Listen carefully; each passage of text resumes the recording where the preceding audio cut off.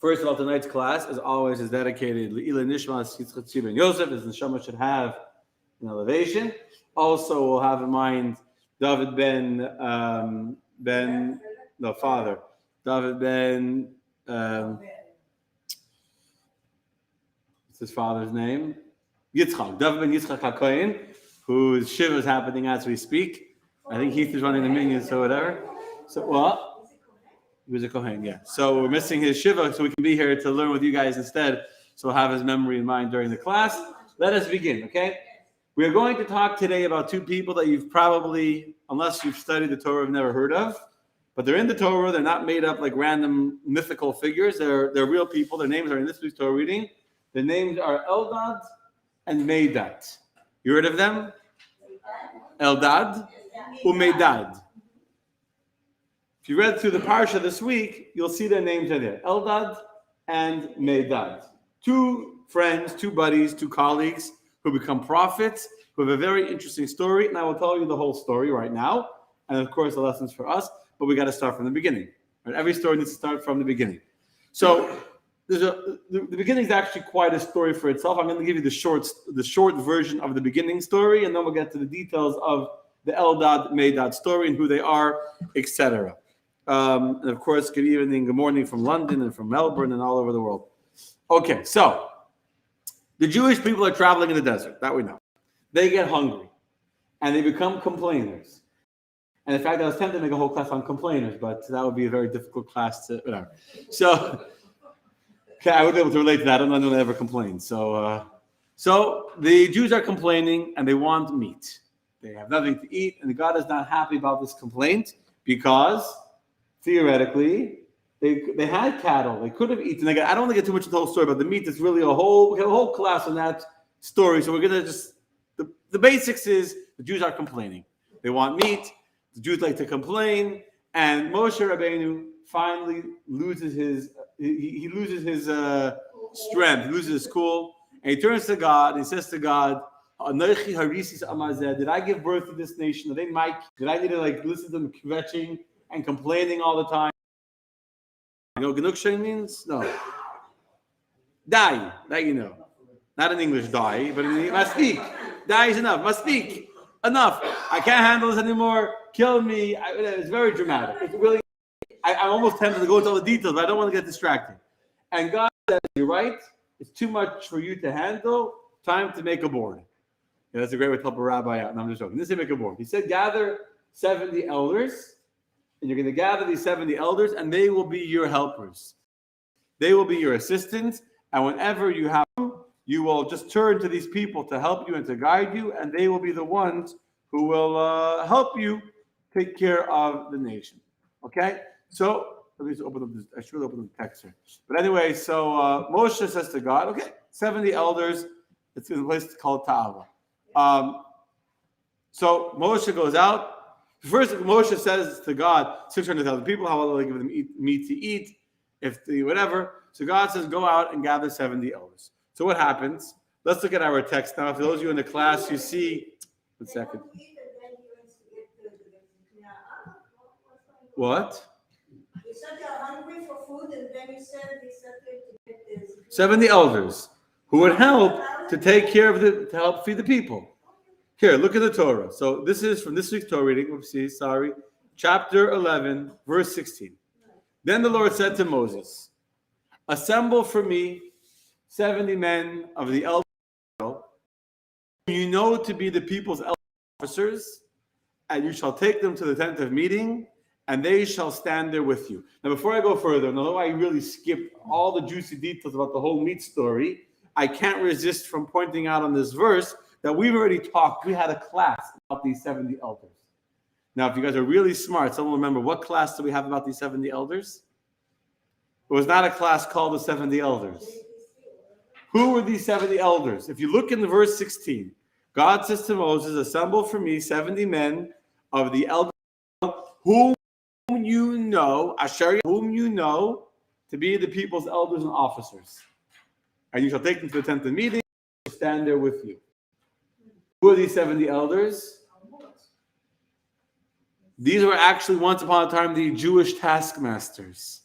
They were the ones that the Jewish people were given a quota of bricks to make. And then when Moshe came and Pharaoh said, no more straw, now go collect your own straw, and you still have the same quota. And then the Jews couldn't keep up, and the Egyptians were beating the Jewish taskmasters. When they came to Moshe, it was these people. They were the ones that took the beatings for the Jewish people who were unable to meet the quotas with the new restriction, the new law that they had to collect their own straw. So these are the 70 elders.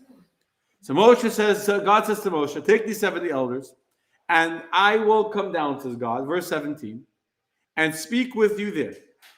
And I will increase the spirit that is upon you and bestow it upon them. Then they will bear the burden of the people with you, so that you need not bear it alone. This is what God is telling Moshe. They're complaining for meat, and you feel overwhelmed. You feel you can't take care of them and give them all the meat. I got it. It's time to give you a helper, time to give you a group of people to help take care of this. Gather 70 elders. I, God, will come down. I will speak with you there in front of the elders. V'atzaltim and haruach. I underline these words because I'm going to come back to these words later on in the class. V'atzaltim and haruach, and I will increase the spirit, which is not the literal translation of these words, but that's how Rashi translates it. Just remember that. And I will bestow from your spirit upon them, and they will then help you bear the burden of the people, so you will not bear it alone. Okay? So we have two issues we need to deal with before we even get to the meat of this. Number one, if you're Moshe Rabbeinu, how do you choose who are the 70 elders of Israel? God told Moshe to choose 70 elders, right? How do you choose? How do you make it fair? No tribe should say it's not fair. There's more from this tribe. How come my family didn't get chosen? It's not that easy, right? How do you choose? You take the oldest. Okay? So what Moshe did is Moshe chose 6 people from each of the 12 tribes. He took 6 representatives from each one of the 12 tribes of Israel. Now, if you do 6 representatives of 12 tribes, how many men does that give you? 72. Robert's good at math. 72. God said 70. So how do you decide which 10 tribes will have 60 representatives and which 5 tribes will only have 5? Sorry, which 2 tribes will only have 5? Paper. Very good. Moshe made a lottery. So Moshe takes 72 pieces of paper. On 70 of them, he wrote the word zaken, which means elder. And 2 of them he left blank. And every single person was meant to come, take their paper that said they were an elder, and the 2 that were blank, those would be the 2 that were not chosen by God to be given the spirit of prophecy, to be part of the 70 elders who would help in the leading and caring and taking care of the Jewish people. Okay? Yes. Why don't you do it the other way around? Just more. That's a great question. If I was Moshe, I probably would have been lazy too, and I would have written on 2 of them, I don't know, loser, and the other 70 blank. But Moshe was a nice guy, so on 70 he wrote the word elder, and then 2 he left it like he didn't want to write something negative, so he only wrote positive. Yeah, feels like a homework assignment. Right? You got punished in school, you misbehaved. Write down the word elder 70 times. But that's how the story goes. You can't ask questions on the story. Moshe wrote 70 times elder, and 2 were left blank. Now 70 people get the thing elder. According to a simple explanation, 2 got blank, Eldad and Meidad. The Medrash tells us actually, and it's a little differently, and Rashi actually says this as well, and I didn't realize this till today when I was actually preparing the class, and I realized that actually Rashi says this, that 2 men remained. Let's go look back at I'll show you, let's go look back at the text before I tell you what I was about to say. Let's continue reading from the story in the text. So now I'm skipping a few verses only to verse 26. Now 2 men remained in the camp. The name of one was Eldad, and the name of the second was Meidad. And the Spirit rested upon them. They were among those written, right? Those 72 that were been chosen, but they did not go out to the tent, but they prophesied in the camp. Why did they not go out to the tent? The tent of meeting, meaning to the Mishkan. Rashi tells us, from the ones who were chosen, they said, we are unworthy of this greatness. Fascinating. They didn't actually choose the blanks. They were so humble, they didn't feel even worthy of being one of the 70 elders of Israel. And so when Moshe said to these 72 men, come, we're going to do a lottery and see who are going to be the elders, these 2 hid. They were so embarrassed. They felt so unworthy and undeserving of this promotion to be the elders of Israel, that they didn't go with the other 70 men. They actually stayed hiding in the camp. So 70 went out, and 2 never even left the camp, and therefore there was no need for a lottery, because 2 never even went out. They stayed hiding in the camp. Now, while they were hiding in the camp, a spirit of prophecy came upon them, and they began to prophesy. They were embarrassed. They felt so humble. They didn't feel worthy of going out. So there was never a lottery? According to this Rashi, according to Medrash, I didn't realize something. Rashi even says this, but it's a Medrash. So I was learning today, looking up these people, actually on Shabbat, actually. This I discovered on Shabbat. The Medrash says that they didn't go out of the camp. They never left. They were hiding out of embarrassment, feeling unworthy of being chosen for a position of greatness amongst the Jewish people. Now, before I tell you what they were prophesying, let me tell you some other cool things I discovered while I was doing some homework on these guys. You ready for this? And this was news even to me, and I'm sure it'll be news to everyone here in the room, those watching us online. The Medrash says that Eldad is the son of Chislon, different Medrashim, from the tribe of Benjamin. He was the son, the prince of Benjamin. He was a son, and the second Meidad was Kimua ben Shiftan, the head of the tribe of Ephraim. Anyway, but here's a cool Medrash. Yonatan ben Uziel says that these 2 boys were the sons of Yochevet. Who's Yochevet? The mother of Moshe. When Yochevet got divorced from Amram, remember Amram and Yochevet got divorced? Yes. So she remarried. Now, I don't know how long they were divorced for. But when she was remarried, she remarried Elitzaphan ben Parnach, who was a prince of the tribe of Zebulun. And this prince, Elitzaphan ben Parnach, had 2 kids with Yochevet. Maybe they were twins.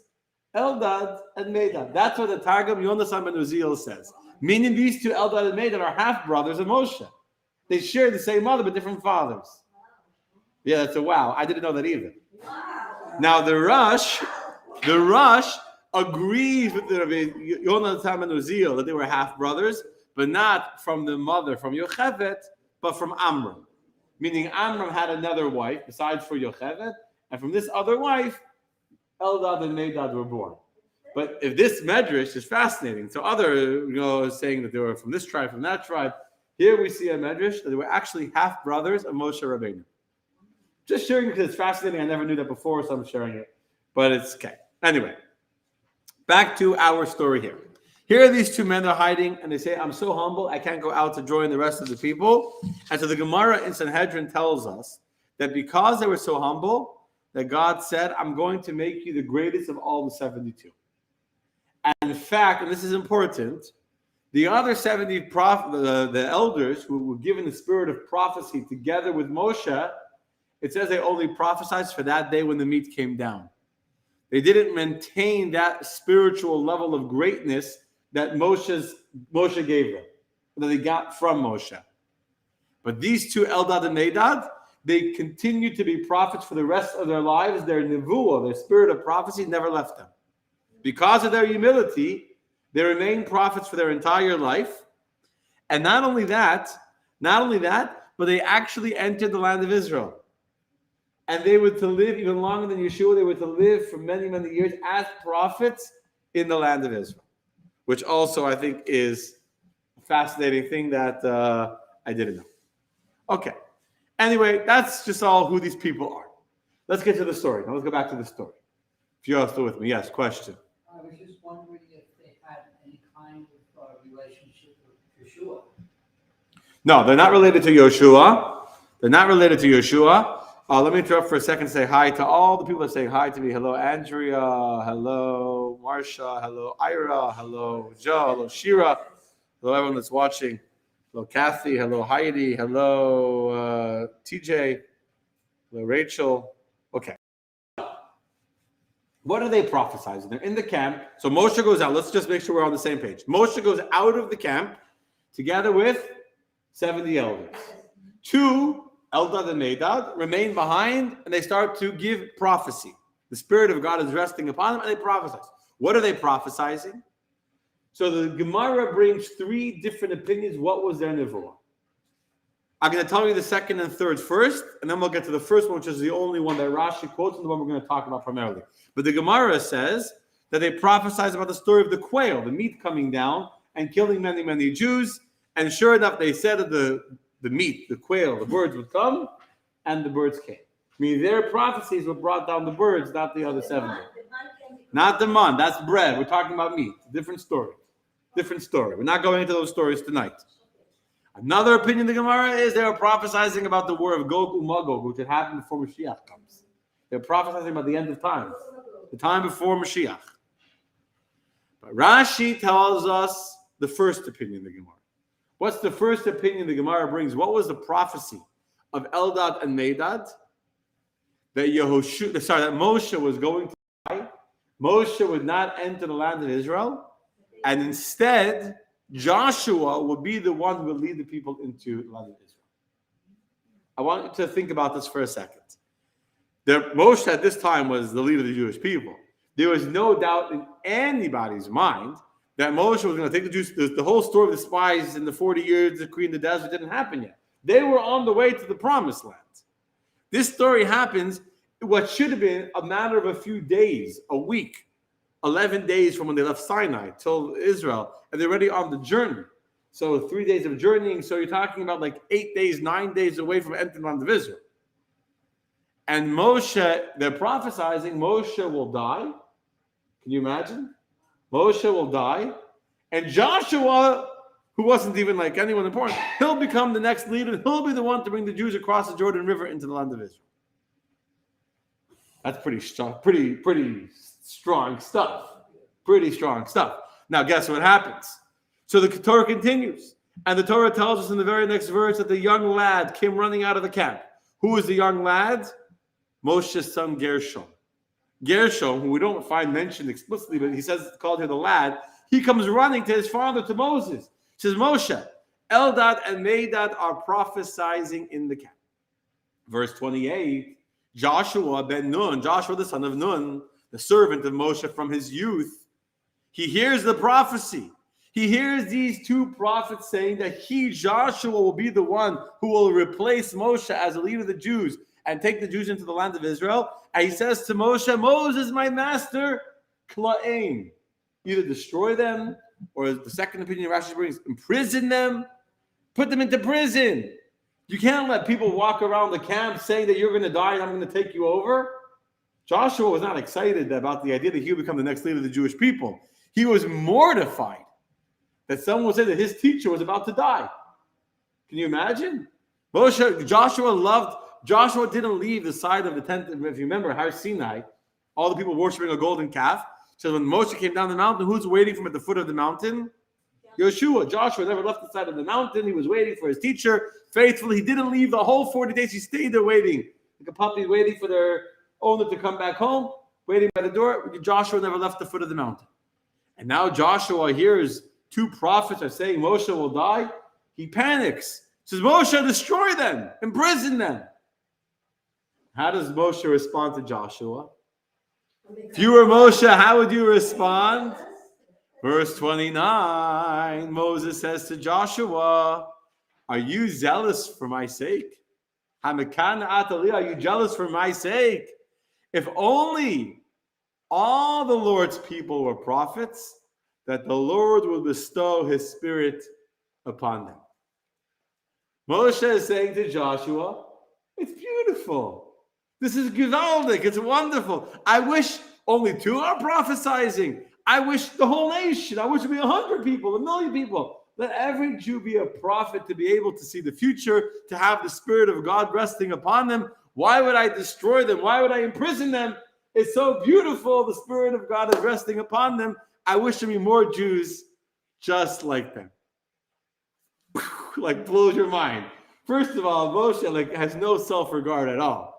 I mean, even the most humble of us in this room, if someone came and was prophesying that you're going to die, you're not finished, and your son, your student will take you over and finish your mission, you might be a little bit upset, just slightly. I think you'd be justified in feeling a little bit defensive that the guy is prophesying that you're about to die on the journey to the land of Israel. But Moshe is happy. If only all the nation would be spirit, would be prophets. That would be just wonderful. Okay. So how are we to understand the story, my friends? What? Oh, you don't understand. Good. That's what I'm here for. If Vivi doesn't understand, then we can just start the class. I don't understand where you're going. Oh, where I'm going. So we need to understand the story. We need to understand, first of all, why are they prophesying the Moshe? But more, why is Moshe happy for them? Why Yoshua is upset, we understand.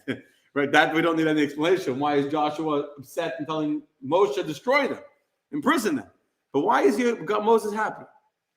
By the way, I want to point something out to you. In 2 weeks from now, we're going to read the Parsha of Korach. And we did a class last year on Korach. Remember who Korach was? Korach was a guy who also similar said to Moshe, why are you the only prophet? We should all be prophets. Korach says to Moshe that Kol Ha'am, what does it say in the verse? Kulam Kadeshim, Ubesaychem Hashem, the whole nation is holy, God is inside them. Umadua Tisnasu al Kahal Hashem, why are you, Moses, like lifting yourself up over the nation? We're all holy. How does Moshe respond then? Doesn't? He falls on his face. Eventually he does, you're right. Moshe responds with tremendous clarity and tremendous conviction that this is a revolution that needs to be destroyed and stopped at all costs. And Moshe does everything he can to stop the revolution of Korach. And eventually, yes, he goes to Dasan Aviram. That's going to be in 2 weeks. We're going to talk about Dasan Aviram. They're very enigmatic, I think is the word. Enigmatic characters. People that I've never understood my whole life is Dasan Aviram. That's in 2 weeks. We'll have a class on that. But he falls on his face before them, tries to get them to change their ways. We're going to talk about that in 2 weeks. Stay tuned. Same time, same place, same channel. But Moshe doesn't like the idea of Korach saying everyone is holy. But over here, he's very happy. Why is he very happy? Understand the questions? What's going on? Yes, we're all clear? So I want to point out to you a beautiful, beautiful explanation. Beautiful explanation. Comes from Robert Sachs about the difference between influence versus power. Influence versus power. You know what the difference is? I didn't say anything. You know what the difference? The nice word. We often think that influence and power are very similar. They're connected because we know many people of power that have influence and people of influence that have power, but they're not in any way inherently connected one to the other. There are people that are very powerful that have no influence, and people that are very influential have no power. So, let me explain. What is the power of power? What is the power of power? The power of power is its power, which means how much power do you have if it's as much as far as I can reach? So let's just give an example of a powerful person, a principal in the school. Okay, the school year's ending, graduations are this week, next week, 2 weeks. So you have a teacher in school, a principal. They have power, but how much power do they have? Up to the fence of the school. Past the school grounds, now you're off campus. You're not under the power of the principal or the teacher, because now you've gone out of their power. A king has power in their country. Go out of their country, they have no more power. So if power is about what I have, what I control, your power is limited to what you control. However, influence is not limited in any way, shape, or form. Influence can spread and spread and spread and spread. So using the same example of a teacher that has influence can live on with their students forever and ever. It lasts. It goes further in 20 years. So the moment that school ends and that last day by graduation, those kids throw those gowns in the air, any power that principal or teacher had over those students, done. It's over. Finito. Or for the Israelis, nigmar, right? That's it. It's over. No more power after that. But a teacher that was able to influence their students, that influence will continue and continue. And in fact, it could possibly even get stronger and stronger as time goes on. So I'll give you another example.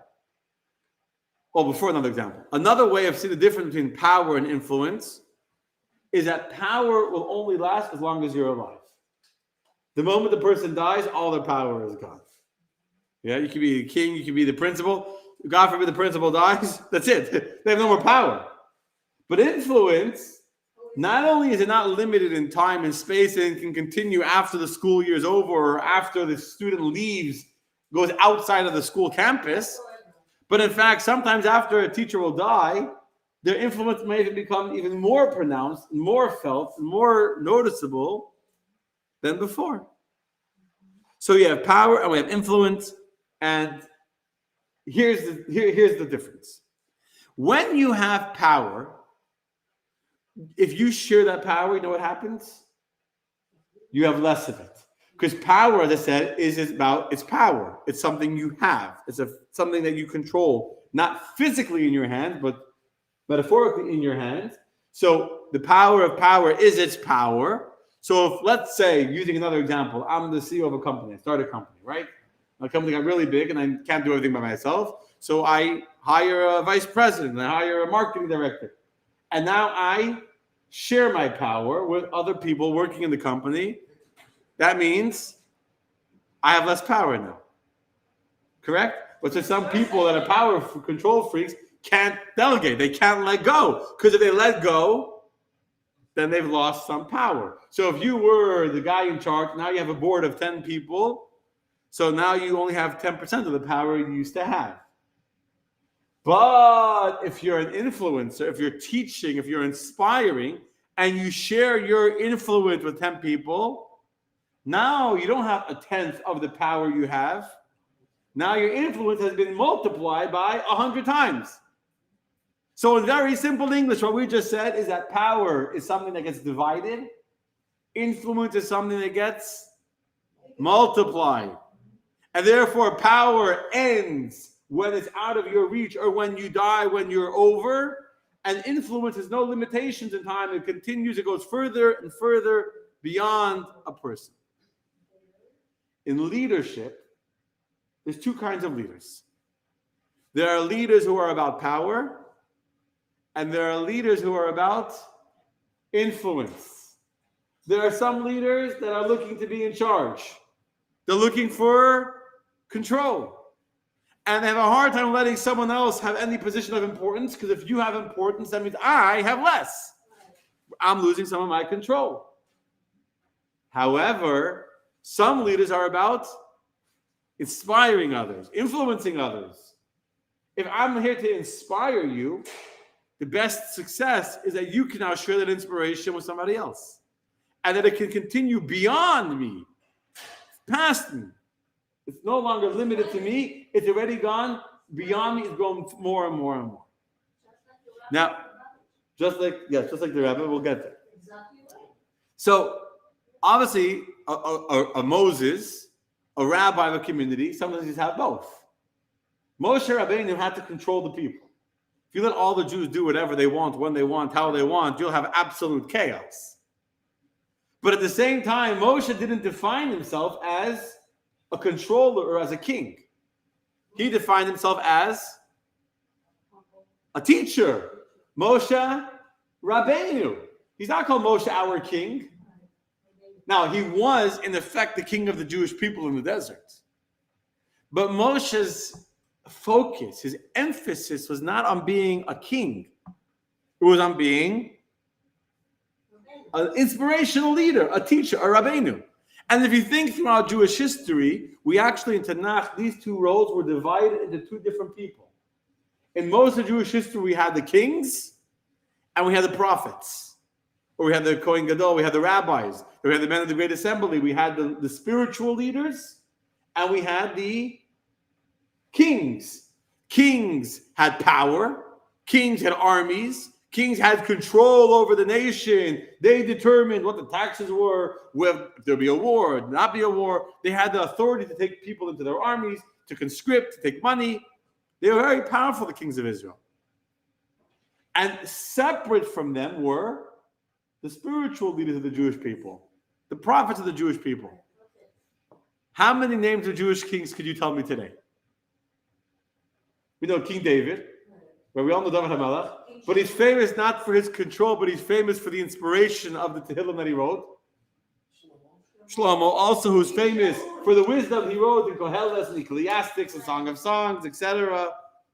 But otherwise, King Yahu or Ammon or Yeravam or Achaz or Yosef or Yoshia. We don't know these names. But everyone knows Shmuel Hanavi, Samuel the prophet, Elijah the prophet, Hananiah, Mishael Azariah, Devorah, right? Isaiah, Yecheskel, Jeremiah. Everyone knows these names. So the prophets had no power in Israel. What power do the prophets have? None. They didn't control an army. They couldn't set taxes and make laws. They were teachers. But their influence lives on forever and ever. The kings were in charge. And guess what? Their influence is over.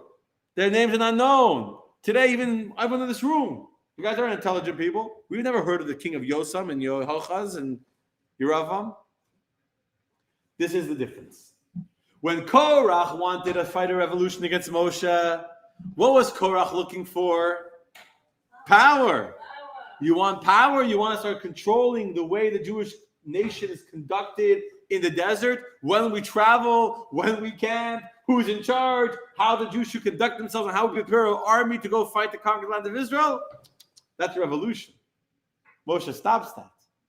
But when Eldad and Meidad have the spirit of divine intuition resting upon them, when Eldad and Meidad feel divinely inspired as a result of Moshe Rabbeinu, not only is Moshe not threatened by the fact that there's others who are now inspired by him, not only is he not threatened by another Jew or two Jews sharing the ability to prophesy and to influence and to share the Spirit of God, he says, if only there be more prophets. It's beautiful. I only wish that we would have more and more prophets. If only the whole nation would be prophets and inspired and able to teach the world. You understand? It's a beautiful thought. Moshe Rabbeinu doesn't see a threat. And that's why, if I can add now my own thought, I'll expand this idea a little bit further. More from what Rabbi Sachs wrote. So how is Moshe answering Joshua? Joshua is saying to Moses, destroy them because they're saying you're going to die. How is Moshe answering his question that you're going to die? Moshe is answering, if only the whole nation will be prophets. That's very nice. They should all be prophets. But they're still talking about you dying, right? So how is that okay? If your influence is spreading further, can you die? If your influence is continuing to spread, and now there's more and more Jews who are able to feel the Spirit of God resting upon them, and they're prophesying with the Spirit of Moshe, Moshe's not going to die. Moshe will continue to live through them. And he does. Today, the most famous Jew who ever lived is Moses. Every single Jew, probably every single Jew has heard of Moses. More or less. The most uneducated Jew has heard of Moses. There might be, it's hard to, there might be someone. But 99% of Jews have heard of Moshe Rabbeinu. He's the most famous Jew. His influence was so strong, his influence continues until today. So Yeshua, you're worried I'm going to die? Says Moshe. If the whole nation becomes prophets, I'll live forever. I'm not worried about death. My influence is continuing and continuing. And that's why you want something beautiful. Remember I told you earlier, I'm going to go back to what Rashi tells us. God says to Moshe something very specific. God told Moshe to gather 70 elders. And God says to Moshe, I will share from your spirit upon them. Right? V'atzalti min haruach, I will share from the spirit that you have, and I will give it to them. Now the word v'atzalti can be translated in different ways. The word can be translated in different ways. Eitzel can be close, right? Eitzel is close, should be close to you. The translation here is, I will increase the spirit. Why is that the translation? So let's go now to the Rashi. Look at your papers on verse 17. Rashi tells us that the translation in Unkelis of the Targum of Atzalti is Arabe. I will increase it. Moshe, God is saying to Moshe, I'm going to give you 70 co-helpers or colleagues, etc., to help you take care of the Jewish people. They won't be taking away from your control. They will be increasing your control. They'll be adding to you. How? How will adding 70 people to my leadership make me increase? So Rashi says a very famous medrash from the Sifri. This next quote, what did Moses remember when God said, I place your spirit upon them, what did Moses resemble at that time? What did he resemble? What does Rashi tell us? A candle placed upon a candelabrum. Everyone lights from it, yet its brightness is not diminished. I would add, that's the words of the Medrash. That's from quote from Sifri. But not only is the light not diminished when you share with other lights, in fact, the light gets lighter and brighter and brighter and brighter. So Rashi is telling us over here exactly the secret of everything I just said.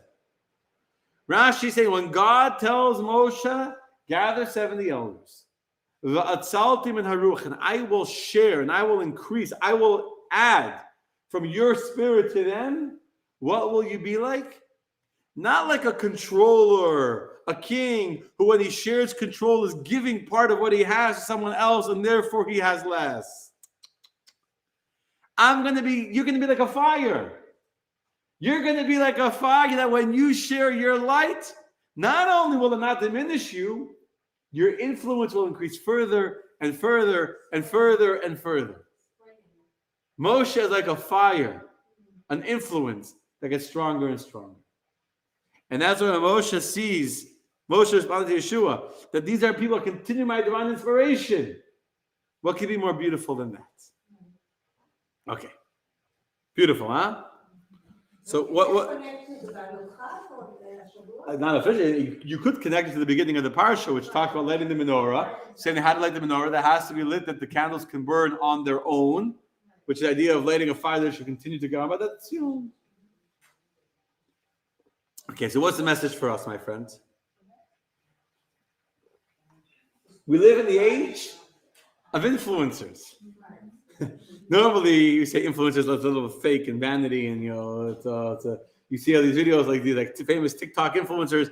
They're fake, they're make-believe world, and what the reality is, right? They have one corner of the house that's clean and all glamorous, and the rest of the house is a disaster, and it's like a pigsty, and it's all whatever.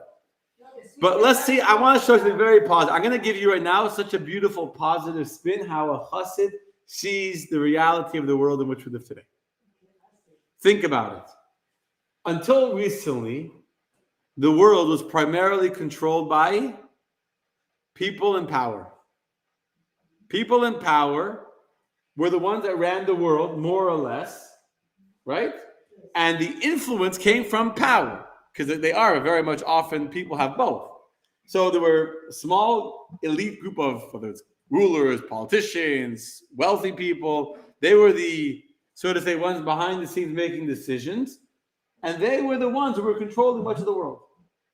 And most people, either you had power or you didn't have power and you were limited in what you could do against people with power. Today, as we're coming to the times of Mashiach, the literal balance of power in the world has shifted. And today, there's much less people in the world with power and a lot more people in the world with influence. To be an influencer, you don't need to have power. To be an influencer, you don't need to have Hollywood connections. You don't need to be a multi-million-dollar professional or billionaire. You don't need to run a country. You don't need to have any qualifications today. All you need is a cell phone.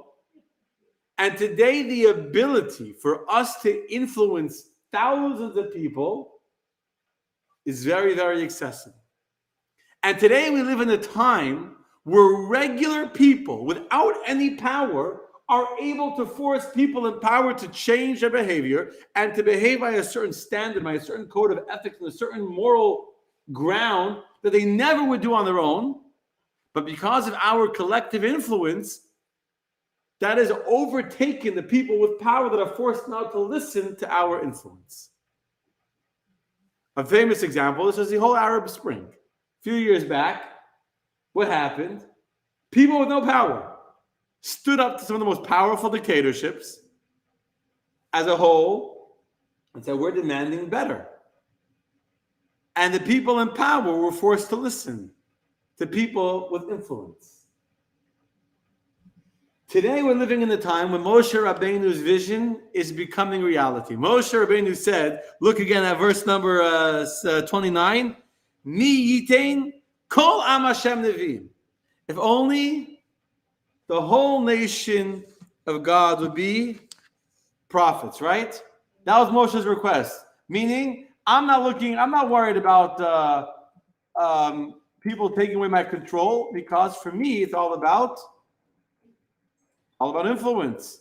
It's all about influence. And then to what happens today. Today, we're in a time of influence. You know what it says in chapter 3 of Yoel? You want to hear the most amazing prophecy? Ready for this?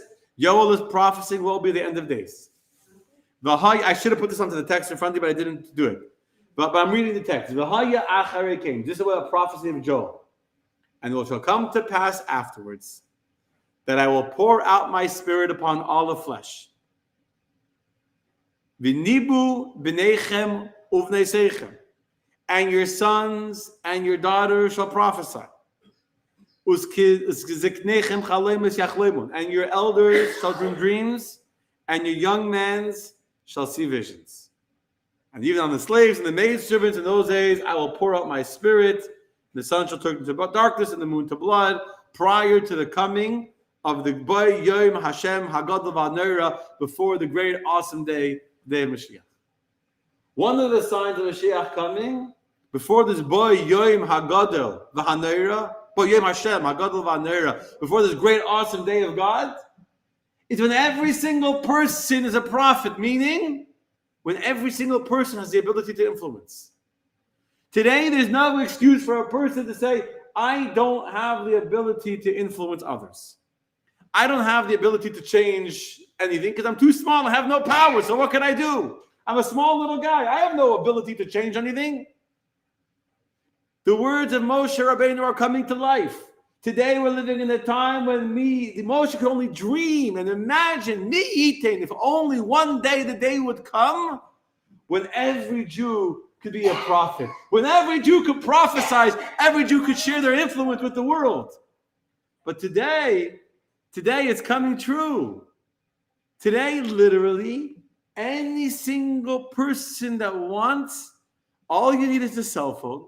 All you need is a certain sense of pride, of stolz, of pride to be a Jew, to stand up for what's right, and to demand justice, and to demand true Torah values, and to stand up to teach, to inspire.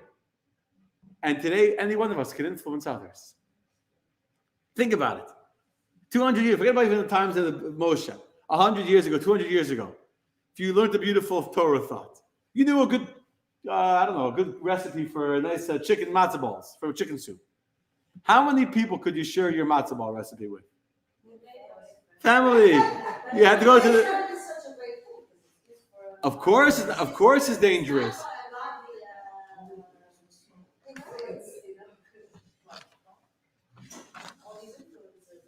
Of course it could be used in a negative way. Anything holy, anything good could absolutely be used in a negative way too. Absolutely. Anything good could also be used in a negative way. But the message here, you have to look and see the positives. That's why I said a chassid. A chassid is trained to see the potential in anything. You have to see not only the negative, you have to see where's the positive, where's the kedusha, where's the holiness. Today we're living in a time where there's no excuse for a person to say, I can't be part of a change for good in the universe. I can't share my values of Torah, of goodness, of kindness. I can't share because I don't have money, I don't have power, I don't have a connection, I don't know anyone in Hollywood. So what am I going to do? Today anyone can stand up for truth. Just need to be willing to stand up. If you're willing to stand up, you can stand up for truth, you can be an influencer. So Eldad and Meidad, let's go back to where we started. Eldad and Meidad are two men. They're left behind in the camp. They weren't chosen. They weren't one of the 70 fancy elders. They didn't get a badge with a name tag. Look at me. I got the badge. They weren't chosen as elders. And they stayed behind in the camp. They began to prophesy. They began to speak the spirit of divine prophecy, of divine holiness that was resting upon them. And although it could be dangerous, and Joshua said, this is dangerous. People are saying Moshe will die. It's dangerous. Moshe saw the potential here. Moshe saw the greatness here. Moshe saw the ability for people to continue his influence like a candle, as we quoted Rashi, like a candle that glows and gets brighter and brighter and brighter. And I'm not afraid of my influence spreading. It's the most beautiful thing. I'm not looking for control. I'm a teacher. And the teacher's influence goes and goes and goes. And that is a message for us. Today we're living in a time where any one of us can be a source of inspiration and an influence upon others. Any one of us can be an influence upon others. All we need to do is just stand up and choose not to look for power, not to focus on power, but to look for ways that we can share our influence with others. Because the more we share our influence, the greater we become. Understand, my friends? Okay, Laila Tov. Finish short, but has a strong message, and that's the story. A question, yes. Oh, you know Yocheved got divorced? It's in the Torah. It says, Vayikach Amram. Amram went and he took a wife. He was already married. You don't know how old she was when she got remarried either. Should I tell you? You're sitting down. You know how old she was when she got remarried? 130 years old. No. What? The future. Today, we don't have people have kids at 130 years old. Okay, anyway. Laila Tov, thank you, Heidi. I hope you enjoyed the class. Baruch Hashem. Thank you very much. Faith, thank you. Laila Tov, thank you, Andrea. Thank you, Gail. Appreciate you, all the kind words. Much appreciated. Thank you. Okay, Art, thank you. I'm glad it was inspirational. Baruch Hashem. What? I'm so bright. You're too kind. Too kind. What? No, she got remarried. No, that was before. But if she had Moshe, she was 130. She had Moshe. It's only one measure. I'm saying I myself never ever knew before that Eldad and Meidad were half brothers of Moshe. And it's only according to this targum, meaning I told you also another opinion they were the head of the tribe of Benjamin, but it happens to be a fascinating measure. So I just thought I would share it, just an FYI. Just yeah. Anyway, that's the story, my friends. Next week is the story of the spies. We didn't do a class last week on the spies, right? I don't think so. We did not. I don't think so. We'll check. So next will be the spies, and then the week after we'll do Dustin and Avira, who is people I've never. My brain has a hard time understanding their work personality. But okay. Anyway, Laila Tov. Oh, one thing I forgot to say: the Rebbe is that idea of comparing. I was thinking, if you want a modern day example of Putin, and Putin has a lot of power, but he has zero influence. Zero influence.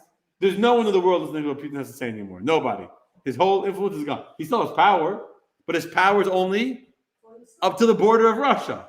If you're living in Russia, you're afraid to criticize the war. You're afraid to. It's not even called a war there. It's called a special military operation. The moment if you're in America, you can do whatever you want, right? Because you're not under his power.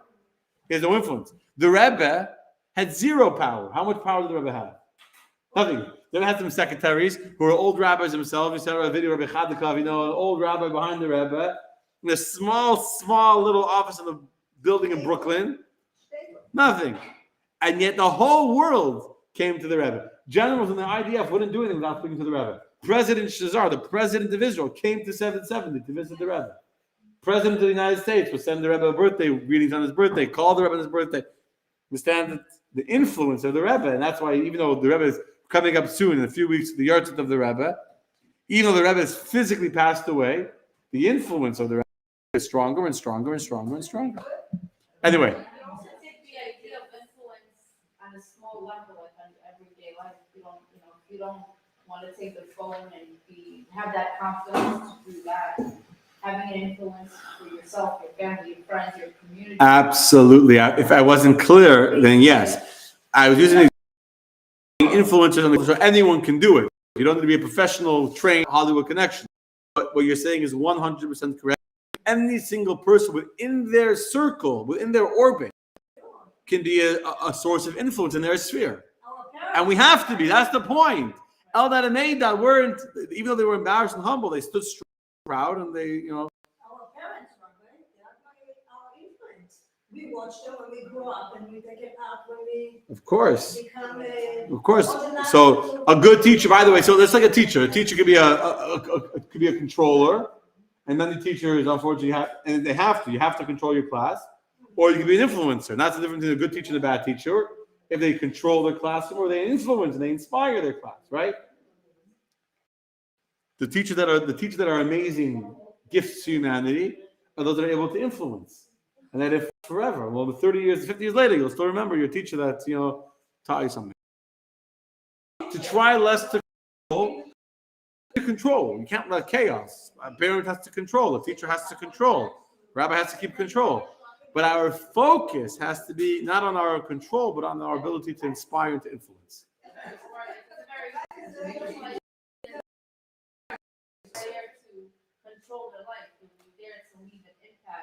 Absolutely, exactly. I didn't think to translate into parenting. Maybe I just didn't elaborate enough. But what you're saying is exactly, and I think maybe it sounds too global with like the universe and influence. But you're right.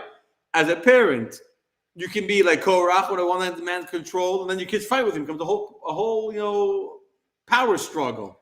Who's in charge? Am I in charge or you're in charge? Who sets the rules? Well, why did you say that? Listen to me because I'm the father, I'm the mother. So it becomes a power struggle. Now, again, I'm not saying that we should be parents that don't ever control our kids. We just talk to them and negotiate. And sometimes you got to have rules and keep control. But our objective, although Moshe didn't let Korach make up a revolution. When Korach wanted to control, Moshe stood strong. But when it came to inspiring, that was Moshe's identity. He was called Moshe Rabbeinu, Moshe our teacher. And that's why his legacy lasts forever. Okay, my friends, I think we'll say Laila Tov. Thank you, Jill, and thank you, Joe, and thank you, Shir. I'm glad you all enjoyed. Carmen, I'm glad you enjoyed learning. Have a blessed week to you too. Thank you, Carmen. Thank you, everyone. Next week, Bezrat Hashem, same time, same place.